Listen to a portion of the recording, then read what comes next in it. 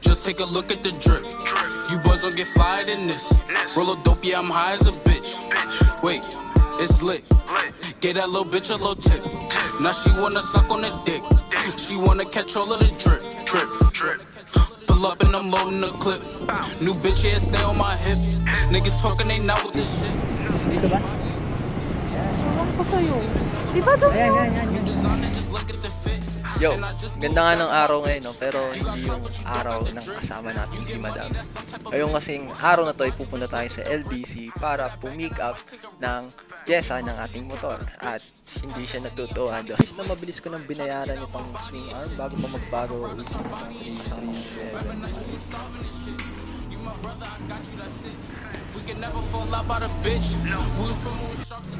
So, dito ngayon kila Jomar. Nakakabit namin tong swing arm na DT10. So, yun yung vlog natin ngayong araw. Tagal ko rin inantay nitong swing arm at siguro mga 2 buwan din. Kakuha ko to kay Boss Haris. Haris sa buwag. Galing Vietnam. Ayan. Pili ko to kasi rare yung kulay niya. Tagal ko rin inantay kasi nagkakaubusan ng stock sa Vietnam nito. Ngayon lang. In-order ko to December pa. Katapusan pa ng December, ngayon lang dumating. February 1. Ngayon lang siya dumating. Mas gusto ko to kasi mas malinis tignan. Mukhang bagay din siya sa NLK na pipe. So mamaya titingnan natin. Kakabit ko rin yung pipe kasabay nito sa montage natin. Tingnan natin kung bagay. Pero ngayon, kakabit ko na muna. Pinapa-cool down ko lang yung motor ko kasi galing sa lumuwas kami. Kakauwi lang namin. Pinapa-cool down ko lang bago ko ikabit. Mamaya na lang. Sheesh. Ang laki nga eh.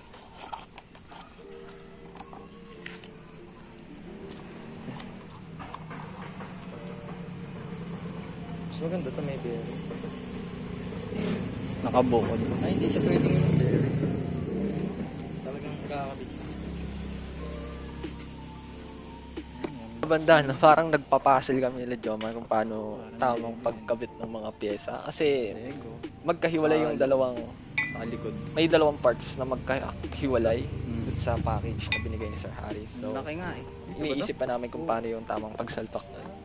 At kung para saan yung spacer bushing na kasama na. Hindi ka na mag-spacer. Hindi, may kasama siyang spacer ito. Parang ang layo. Kaya nga eh. Ay, hindi. Napakatagal nito yan ito. 2 buwan. Puta.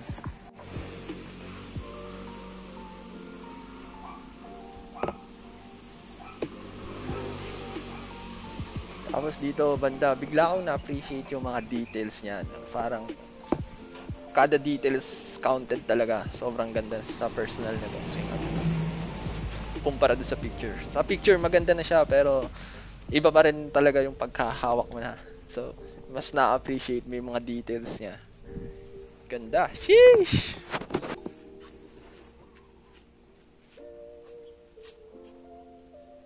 Motor natin ngayon.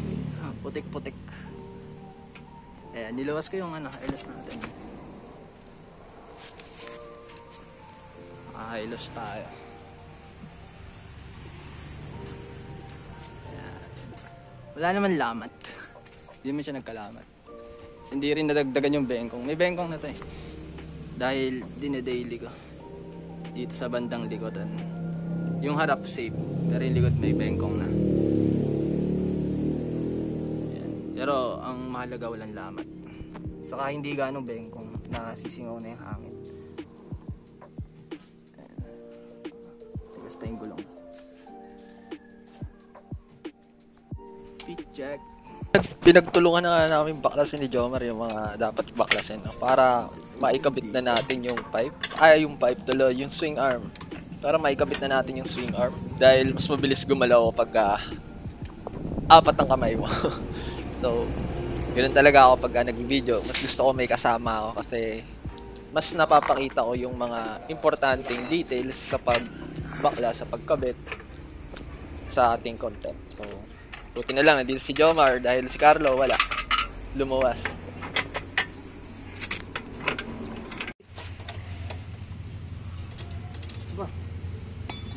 No. So ito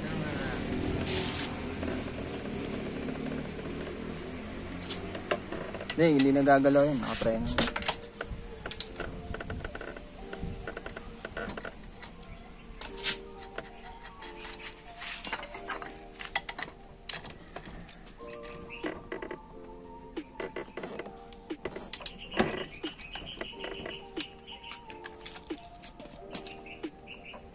Punot yan. Kahit grasahan mo yan eh. Hindi, laptop kasi.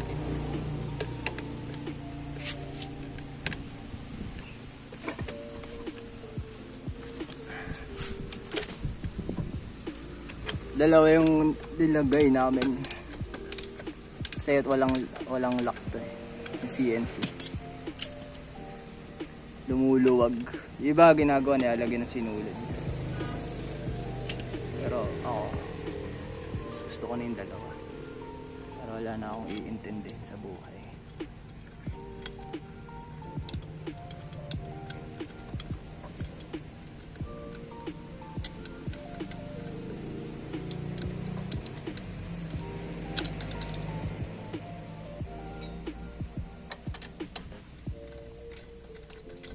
Dito nga, no, napaka-mitiguloso ng bawat galaw ni Jomar. No? Hindi mo aakalain na mga higanting bolts yung tinatanggal niya. Kasi, ano to eh, seaman tong si paring Jomar eh. So, Gamitin pa mga natin higanting bolts yung mga tinatanggal niya sa barko. Pero dito, mahilig din siya sa mga motor. Napakagaang ng kamay niya pagdating dito. Sheesh. Dalawa pala. Baka parang mataba. Para maabot dito yung nut. Hindi na kailangan ng malalim na ganito. Paano kabit na ito? Yan, nakasalungat yan dyan. Parang ito yun eh. Nagsisilbing ganito. Parang ito yun. Nakahiwalay lang. May ganito eh. Nakahiwalay yung ganito niya.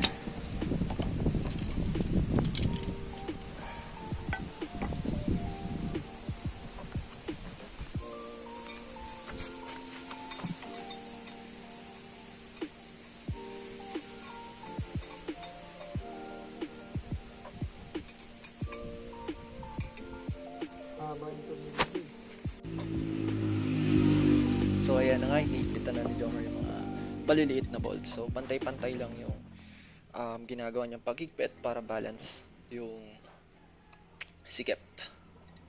At pumantay yung pagkakapasok ng mga bolts.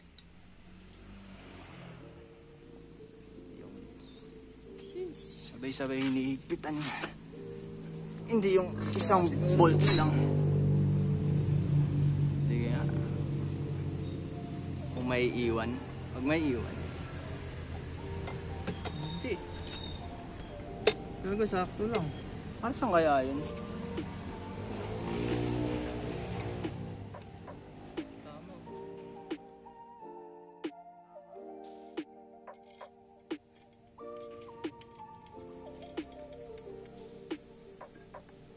Dito sa pipe.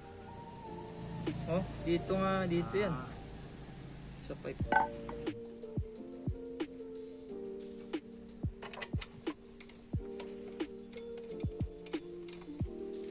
Yay! Hey! Tinan mo yun sa ang lalim. Masusungkit kaya yan ng natin. Sa akin.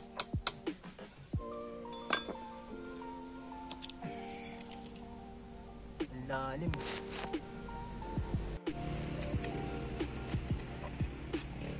Yun, tinatanggal ulit ni Jomar kasi hindi abot yung thread ng socket pag pinasok yung nut.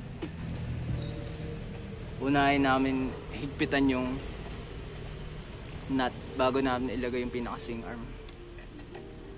Buti natatanggal, nababakalas.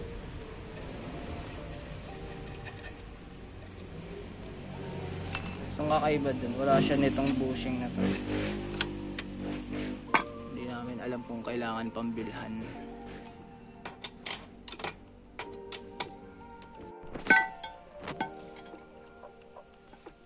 Tinatanggal na yung bushing dun sa stock na swing arm. Kasi hindi sasagad dito yung nut. Hindi maglalak dito. Yan yung bushing na tinatanggal. Para dito yan.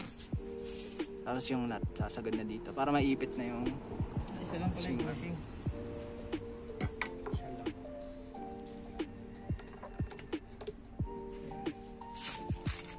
Ayan, tinanggal na. Yung goma, hindi. Ano lang pala yun? Ano? Ayan. Dusted lang pala to. Hindi. Bearing pala to. Bearing. Oh. Pero ito may bearing to na. Ito may bearing na kasi ito sa loob. Hindi na kailangan. Ito lang yung kailangan namin para humigpit. Kakabit na natin yung jamat. Buti na lang may sira ni Coco dito. Wala si Carlo eh. Si Carlo yung sira ni Coco lagi eh. Ayun o. Sira ni Coco.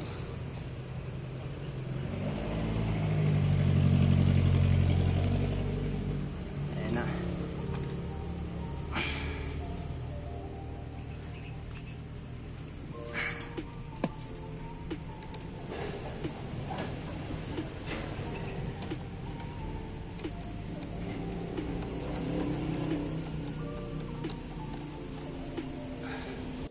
Kalog check. Ay, wala. Ikutin natin. Preno mo. Dahil iniipitan na. Ayun, babalikan namin yung pinaka swing arm. Suksok mo muna isa dito. Ayun. Jomar, si Rani ko. Dating naka-raider, ngayon sniper na. Mamala yung concept niya to. Abangan niya to. Iba-vlog ko rin to pagka binuo namin. Malaysian concept. Parang nakakainayang pang daily. Tatalsikan lang ng mga bato eh. Nakatapyas-tapyas. Yung ISS ko nga puro ano niya eh. Ayun o. May mga chips na yung spring. Tatalsikan ng putik eh. Aspalto. May torque wrench yung kamay niyan eh. Ano niya yung sukat ng bolts. Parang torque wrench kamay niyan.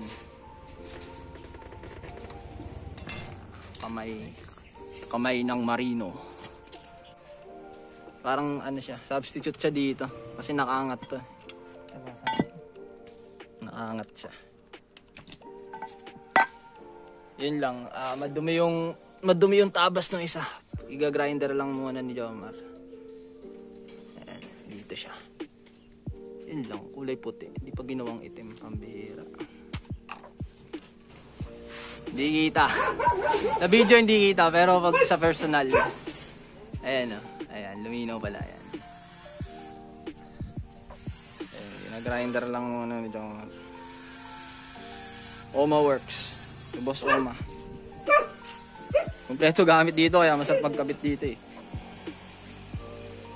Kila Carlo, pang truck yung mga gamit dun eh. Kila laki eh. Medyo hassle lang ikabit dahil medyo hindi siya ano.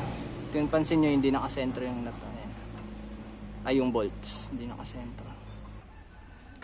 Hassle lang ikabit kasi may bushing pang nakahiwalay.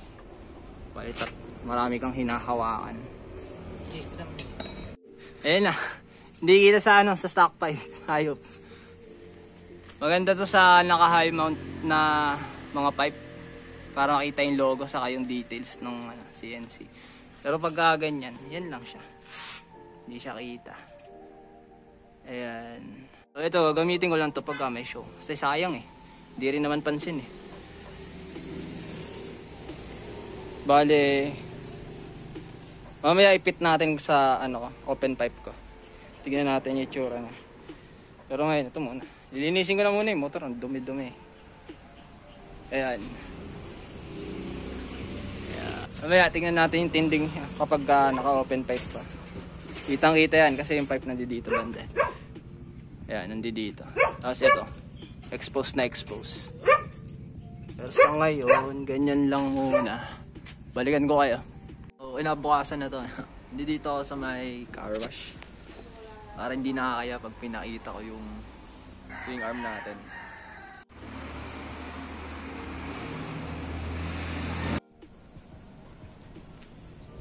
So ngayon, tapos na ako maglinis na. Dito ako sa tambayan ko sa park. Ayan yung motor. Pakita ko na sa inyo yung itsura nung CNC. Just take a look at the drip. You boys don't get fired in this. Roll a dope, yeah, I'm high as a bitch. Wait, it's lit. Get that little bitch a little tip. Now she wanna suck on the dick. She wanna catch all of the drip, drip, drip. Pull up and I'm loading the clip. New bitch, yeah, stay on my hip. Niggas talking, they not with. Iksi lang muna, hindi ko na pinicturean lahat ng, pinicture lahat ng mga nakakabit. Focus na muna tayo sa DT10, no? Pero yung review ko dun sa DT10 na black version is satisfied ako. Good sa akin. Meron siya ditong logo ng DT10. Ayan. Hindi ko lang alam kung laser print yung pagkaagawa dito. Pero hindi siya pulido. Ayan. Papansin nyo may mga dot-dot na puti. Maganda sana kung straight. Ayan. Balaglag pa yung vape ko, puta. Tapos yung dito naman, ayan, sinigyan ko siyang CNC para kompleto boys. Ito yung itsura ng saksakan ng pipe, ay saksakan ng bracket sa may bandang swing arm. Ayan. Tapos yung dito, pwede pa itong lagyan ng details ng CNC. Hanap pa ako ng sukat na kasya dito. Pero mahal din kasi, kaya hindi muna. Ayan. So yan yung overall itsura. So, yung iba, alloy, yung parang kulay alloy, parang kulay ganito yung version yung sa kanila. Pero mas gusto ko to para may color separation yung tinatawag between dito sa radiator saka dito sa swing arm. So,